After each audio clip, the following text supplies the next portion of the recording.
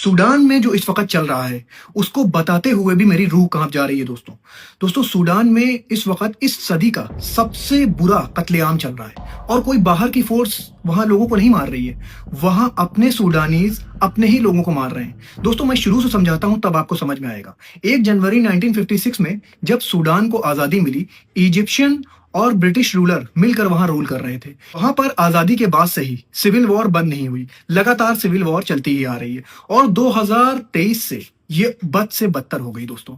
जब Sudanese army और rapid support force के बीच में अलगाव हो गया और जो इनका दाफूर का इलाका है वो रैपिड सपोर्ट फोर्स ने कब्जा कर लिया और जो खार्तूम का इलाका है वो सूडानीज आर्मी के कब्जे में है।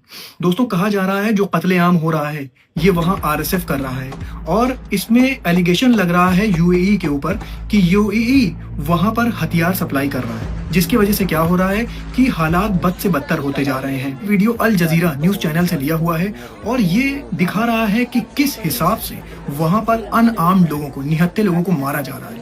दोस्तों वहां पर कई बार यूएसए ने बातचीत करके सीज फायर कराने की कोशिश करी, जिसमें सऊदी अरब थे, यूएई थे और इजिप्ट थे, लेकिन बात यूएई और इजिप्ट में नहीं बन पाई। उसके बाद जो सूडान की पॉलिटिकल पार्टीज थी उन्होंने कहा कि यूएई जो आर्म सप्लाई कर रहा है आरएसएफ को वो मीडिएटर बने, ये हम लोग को बर्दाश्त नहीं। इस वजह से ये जो सीज फायर था ये नहीं हो पाया। दोस्तों ये जो कत्लेआम चल रहा है, जो नॉन अरब हैं उनके खिलाफ एक तरह से एथनिक क्लींजिंग चला रहा है आरएसएफ। यूएन की एक रिपोर्ट में कहा गया कि यूएई कार्गो प्लेन के जरिए मदद भेजने के बहाने वहां पर आर्म सप्लाई कर रहा है, लेकिन यूएई ने इस एलिगेशन से साफ इनकार किया है। जैसे यूएई हथियार सप्लाई कर रहा है आरएसएफ को, वैसे ही सऊदी अरब हथियार सप्लाई कर रहा है एसएएफ को। ये एलिगेशंस हैं दोनों के ऊपर।